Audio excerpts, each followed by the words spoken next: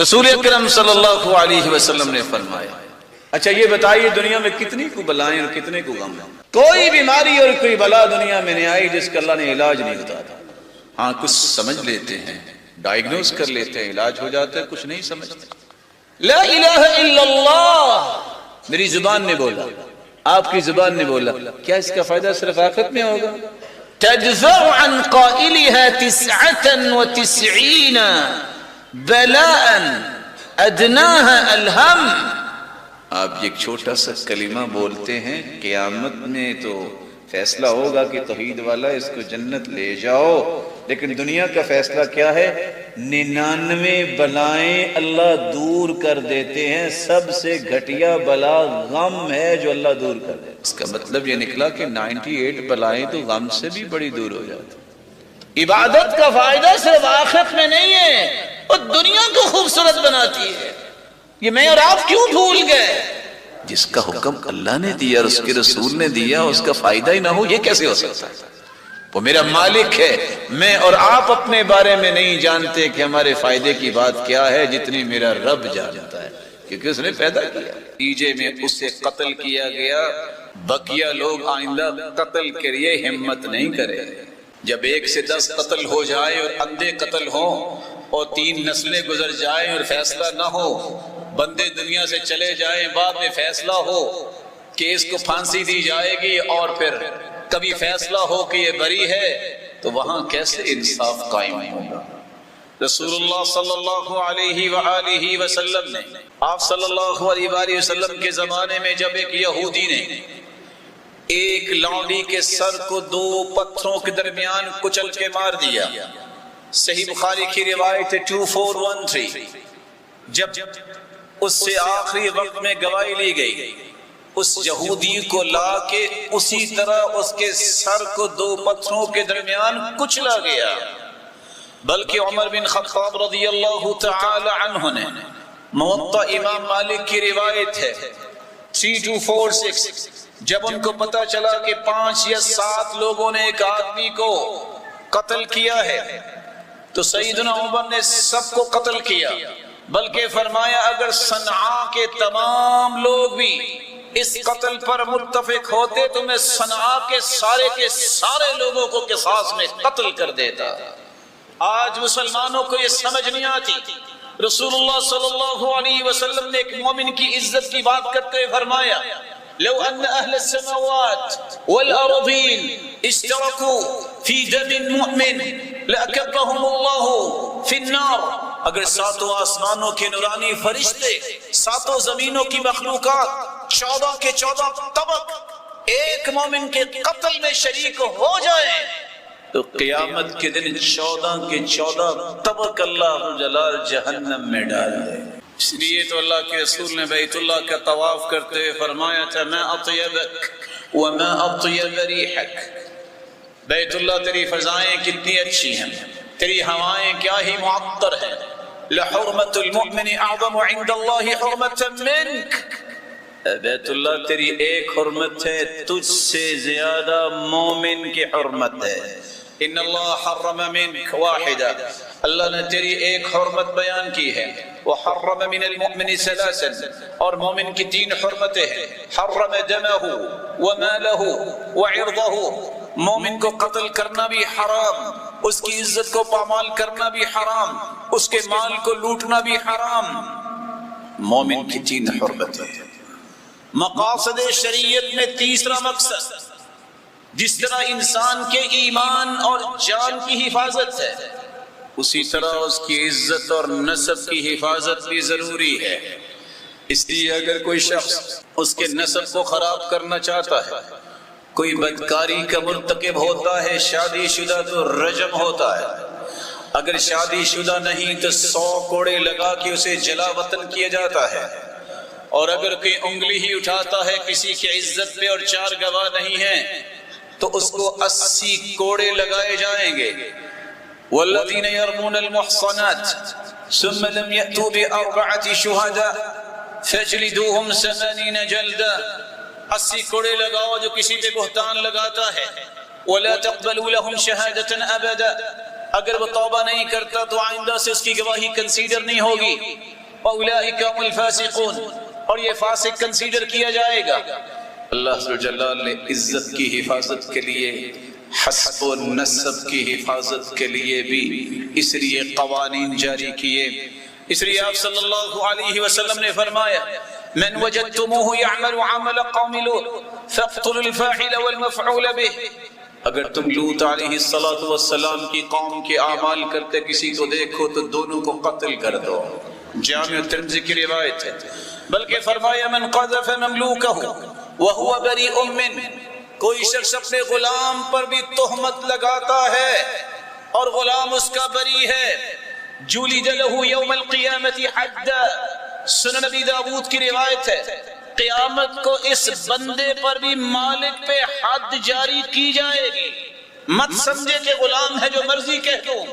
عزت نسب کی حفاظت یہ مقاصد شریعت ہے، اور یہی آزادی کا ایک مفہوم ہے کہ آپ کی عزت محفوظ ہونی چاہیے، آپ کا حسب و نسب محفوظ ہونا چاہیے.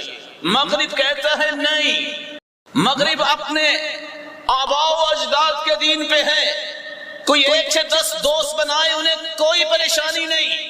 مسلمان کی پریشانی یہ ہے، مسلمان کہتا ہے کسی کے گھر میں بغیر اجازت کے جھانکنے والے کی آنکھ نکال دی جائے کوئی گناہ نہیں. مسلمان سے بڑھ کے کوئی غیرت مند نہیں. یہ غیرت کا فقدان مغرب کے رویوں اور ان کے مفاہیم میں ہے، جس کے پیچھے آج یوتھ چلتی ہے. اللہ انہیں ہدایت نصیب فرمائے. شریعت کا چوتھا مقصد ہے عقل کی حفاظت. ایک شخص کا دین محفوظ ہے، اس کی جان محفوظ ہے، اس کی عزت اور حسب و نسب محفوظ ہے. عقل ٹھیک ہوگی تو کوئی معاشرے میں کام کرے گا، اس کو بلڈ کرے گا، لوگوں کے لیے خیر خواہ بنے گا، دین سکھائے گا، بزنس کرے گا، اور لوگوں کے ساتھ کھڑا ہوگا، ان کے غم اور خوشی میں شریک ہوگا. اس لیے عقل کو زائل کرنے والی چیزوں کو اللہ نے حرام قرار دے دیا. آپ صلی اللہ علیہ وسلم نے فرمایا کل مسکر حرام، ہر نشہ آور چیز حرام ہے. وہ شراب ہو، وہ کوئی ٹیبلٹس ہو، کوئی نئے نئے نام آ جائے، سب حرام ہے. بلکہ آپ صلی اللہ علیہ وسلم نے صحیح بخاری ہے 6773 کہ جب ایک شخص کے بارے میں پتہ چلا کہ اس شخص نے شراب پی ہے تو آپ نے 40 کوڑے لگائے. آپ صلی اللہ علیہ وآلہ وسلم نے یہ حکم دیا جو شراب پیے اسے 40 کوڑے لگاؤ، دوسری مرتبہ 40، تیسری مرتبہ 40، اور جامع ترمذی کی روایت ہے 1444 اگر کوئی شخص من شرب الخمر فاجلدوا فإن عاد في الرابعة فاقتلوا، اگر چوتھی مرتبہ بھی شراب نہیں چھوڑتا، شرابی ہے، دھت رہتا ہے، تو حکومت کو یہ اختیار حاصل ہے فاقتلوا کہ اسے قتل کر دے. اور یہ یاد رہنا چاہیے رسول اللہ صلی اللہ علیہ وسلم نے فرمایا من شرب الخمر كأسا لم تقبل له صلاة 40 لیلہ، ایک گلاس شراب پینے والے کی 40 دن عبادت قبول نہیں ہوتی. اگر اسی حالت میں اسے موت آ گئی تو فطرت اسلام کی موت نہیں ہوگی. قیامت کے دن اسے جہنمیوں کی پیپ اور خون اور غلاظت پلائی جائے گی. اللہ عز و جلال مسلمانوں کو محفوظ فرمائے. مقاصد شریعت میں 5واں مقصد یہ ہے کہ ایک مومن اس کا دین محفوظ ہونا چاہیے تو جان بھی محفوظ ہونی چاہیے، عزت اور حسب و نسب بھی محفوظ ہونا چاہیے، اور اس کی عقل بھی محفوظ ہونی چاہیے، پھر اس کا مال بھی محفوظ ہونا چاہیے. خون پسینے کی قیمت ہے اس کی، کوئی اس کو لوٹے نہیں، کوئی دھوکہ اور فراڈ نہ کرے. اس لیے آپ صلی اللہ علیہ وآلہ وسلم قرآن مجید کی روشنی میں فرماتے ہیں، قرآن کا حکم ہے والسارق والسارقۃ فاقطعوا ایدیہما، شور مرد ہو یا عورت اس کا ہاتھ کاٹ دو. کون کاٹے گا؟ یہ حکومت کی ذمہ داری ہے. تقطع الید فی ربع دینار فصاعدا، صحیح بخاری کی روایت ہے 6789 اگر ربع دینار کا چوتھا حصہ بھی کسی نے چوری کیا ہے، اس کے بدلے میں اس کا ہاتھ کاٹا جائے گا۔ اعشاری نظام کے مطابق 4 ماہ سے اور 4 رتی 4.374 گرام کے برابر ربع دینار بنتا ہے۔ اگر کوئی اتنا چرا لے یا اس کے مطابق اتنے پیسے چرا لے، اس کا ہاتھ کاٹ دیا جائے گا۔ اس لیے فرمایا لعن اللہ السارق یسرق البیض ستقطع یدہ، لعنت ہو چور پر جو انڈا چراتا ہے اور اس کا ہاتھ کٹ جاتا ہے۔ وَلَعْنَ اللَّهُ السَّارِقَ يَسْرِقُ الْحَبْلَ فَتُقْطَعُ يَدُهُ، کہ جو رسی چراتا ہے اور اس کا ہاتھ کاٹ دیا جاتا ہے۔ البیض انڈے کو بھی کہتے ہیں، اور وہ خول جو جنگ میں پہنا جاتا ہے حفاظت کے لیے، اس کو بھی رسی۔ الحبل اس آہنی تار کو بھی کہا جاتا ہے جس کے ساتھ کشتیوں کو سمندر کے کنارے پہ باندھا جاتا ہے۔ ابتدا پہلے پڑوسیوں کے گھر سے انڈا اٹھانے میں ہی ہوتی ہے، والدین توجہ نہیں دیتے، کرتے کرتے پھر وہ بڑی چوریاں کرتا ہے۔ ابتدا کسی کے گھر سے رسی اٹھائی، اس سے ہی ہوتی ہے، پھر کرتے کرتے وہ بڑی چوریوں کی طرف چلا جاتا ہے۔ اللہ کے رسول نے فرمایا لعنت ہے اس پر۔ آج مغرب زدہ یہ کہتے ہیں کہ ہم اگر یہ تعزیریں اور یہ حدود نافذ کر دے تو سارے لوگ ٹنڈے کر لے، تو ٹھیک ہے، 2 ہی راستے ہیں، یا چوری چکاری کو قبول کر لو یا پھر اسلام کی عظمت کو اختیار کرتے ہوئے معاشرے کے اندر ہر شخص کے مال کی حفاظت کو ممکن بنا لو۔ آزادی کا تقاضا کیا ہے؟ سب سے پہلا تقاضا یہ ہے، جس رب نے آزادی عطا کی ہے کہ آج اس وطن عزیز کے اندر ہم توحید و سنت کا پرچار کرتے ہیں، نماز روزہ اور صوم و صلات کی پابندی کرتے ہیں، کوئی رکاوٹ نہیں ہے، اپنی زندگی اس کی بود و باش کو قرآن و سنت کی روشنی میں مرتب اور مزین کرتے ہیں، زاویے سیدھے کرتے ہیں، کوئی رکاوٹ نہیں۔ سب سے پہلا تقاضا یہ ہے کہ اللہ ذوالجلال کا شکر ادا کیا جائے، کیونکہ آپ صلی اللہ علیہ وسلم کا طریقہ یہ تھا۔ سنن نبی داؤد کی روایت ہے 2774، كان اذا اتاه امر يسر به خر ساجدا لله، جب بھی اللہ ذوالجلال کے پیغمبر کو خوشی ملتی تو وہ اللہ کے سامنے سجدہ ریز ہو جاتے۔ وہ یہ اعلان نہیں کرتے کہ آج فلاں دکان پہ قوالی ہوگی، اللہ سے ڈر جائیں، ذلت کی راہیں چھوڑ دے، چند ٹکوں کے پیچھے علماء کو بلا کے افتتاح کروا کے قوالیاں کروانے والے اللہ سے ڈر جائیں۔ اللہ کے رسول کا طریقہ تھا سجدہ کرنا، قوالیاں نہیں، گانے نہیں۔ یہ شکر ہے کہ اللہ ذوالجلال نے خوشی دی ہے، اس کے سامنے سجدہ ریز ہونا۔ اللہ کے رسول صلی اللہ علیہ وسلم رات کو تہجد پڑھ دے حتی تورمت قدما، اللہ کے رسول کے پاؤں میں سوزش آ جاتی، سائلنگ آتی۔ سیدہ عائشہ پوچھتی ہے وَقَدْ غَفَرَ اللَّهُ لَكَ مَا تَقَدَّمَ مِن ذَنبِكَ وَمَا تَأَخَّرَ، اللہ کے پیارے پیغمبر آپ کو تو اللہ نے بخشا ہوا ہے، آپ اتنا قیام کیوں کرتے ہیں؟ آپ نے فرمایا أَفَلَا أُحِبُّ أَنْ أَكُونَ عَبْدًا شَكُورًا، اللہ نے مجھے جب کائنات میں افضل بنایا ہے تو میرا شکر بھی تو سب سے افضل ہی ہونا چاہیے۔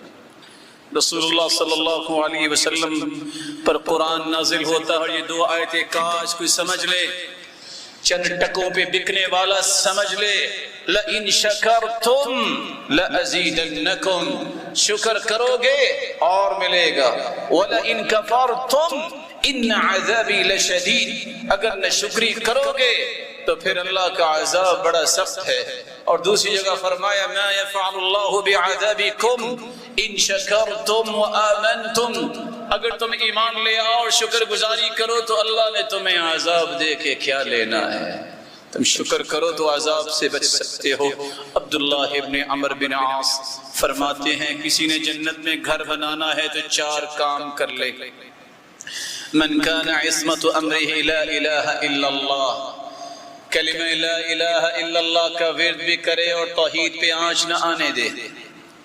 وَإِذَا أَصَابَتْهُ مُصِيبَةٌ قَالَ إِنَّا لِلَّهِ وَإِنَّا إِلَيْهِ رَاجِعُونَ، جب بھی کوئی مصیبت آئے تو فوراً کہہ دے اِنَّا لِلَّهِ وَإِنَّا إِلَيْهِ رَاجِعُونَ۔ وَإِذَا أُعْطِيَ شَيْئًا قَالَ الْحَمْدُ لِلَّهِ، جب اسے کوئی نعمت ملے تو فوراً کہے الحمدللہ۔ وَإِذَا أَذْنَبَ ذَنْبًا قَالَ أَسْتَغْفِرُ اللَّهِ، جب اس سے غلطی کوتاہی ہو جائے تو فوراً کہہ دے استغفر اللہ۔ گناہ پہ استغفر اللہ، خوشی پہ الحمدللہ، غم اور دکھ پہ انا للہ و انا الیہ راجعون، اور ہر وقت توحید پہ پختہ رہے، یہ جنت میں اپنا گھر بنا لے گا۔ رسول اللہ صلی اللہ علیہ وآلہ وسلم نے دوسرا تقاضا آزادی کا یہ بیان کیا ہے کہ عبادات کا اہتمام کیا جائے۔ وَأَوْحَيْنَا إِلَى مُوسَى وَأَخِيهِ أَن تَبَوَّآ لِقَوْمِكُمَا بِمِصْرَ بُيُوتًا وَاجْعَلُوا بُيُوتَكُمْ قِبْلَةً وَأَقِيمُوا الصَّلَاةَ۔ اے موسیٰ اور ہارون، تمہیں اللہ ذوالجلال نے یہ نعمتوں سے نوازا ہے، اس کا شکر کیسے ادا ہوگا؟ اقیموا الصلاۃ، نماز کی پابندی کرو۔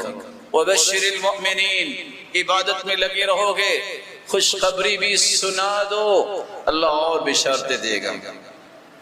اللہ کے رسول صلی اللہ علیہ وآلہ وسلم جب فتح مکہ ہوا، آج فتح پہ کیا کچھ نہیں ہوتا، اللہ کے رسول کا طریقہ کیا تھا؟ صحیح بخاری کی روایت 357، ادھر فتح مکہ ہوا، ادھر اللہ کے رسول ام ہانی رضی اللہ تعالی عنہ بیان کرتی ہیں کہ 8 رکعتیں آپ نے چاش کے وقت پڑھی، اور جب میں گئی تو آپ غسل کر رہے تھے۔ یہ ہے خوشی کا تقاضا، یہ ہے آزادی کا تقاضا کہ آپ اپنی عبادات کا اہتمام کریں۔ تیسرا تقاضا یہ ہے روزہ رکھنا، جیسا کہ مدینہ تشریف لائے اللہ کے رسول صلی اللہ علیہ وسلم تو آپ نے عاشورہ کا روزہ رکھا، شکر کرتے ہوئے کہ موسیٰ علیہ السلام ان کو اللہ نے آزادی دی، ان کی قوم کو، تو میرے بھائی ہیں، ہم بھی روزہ رکھیں گے، تو آپ روزہ رکھیں۔ چوتھا ایک زاویہ یہ ہے ظلم و زیادتی اور سرکشی سے اجتناب کرے۔ آزادی کا یہ تقاضا نہیں ہے کہ ظلم کرو، بلکہ آزادی کا تقاضا یہ ہے کہ ظلم کو مٹاؤ، پرسکون رہنا سیکھو، تصادم اور اختلافات سے بچو، اپنے معاشرے کو امن کا گہوارہ بناؤ۔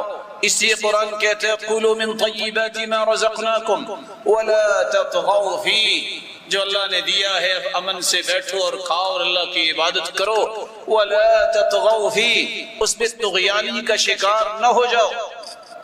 رسول اللہ صلی اللہ علیہ وآلہ وسلم پر قرآن نازل ہوا، بنی اسرائیل کو کہا جاؤ دروازوں میں داخل ہو جاؤ، وَقُولُوا حِطَّةٌ، اور کہنا یا اللہ ہمیں معاف کر دے۔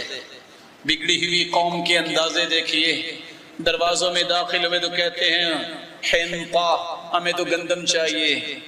رسول اللہ صلی اللہ علیہ وآلہ وسلم کے صحابی بیان کرتے ہیں ان کو حکم یہ تھا کہ وہ اپنے گناہوں کی بخشش طلب کریں، لیکن وہ سرینوں کے بل گھسٹتے ہوئے داخل ہوئے اور انہوں نے حطہ بخشنے کی بات نہیں کی، بلکہ حبۃ فی شعر، یا اللہ ہمیں تو کھانے پینے کی چیز دے۔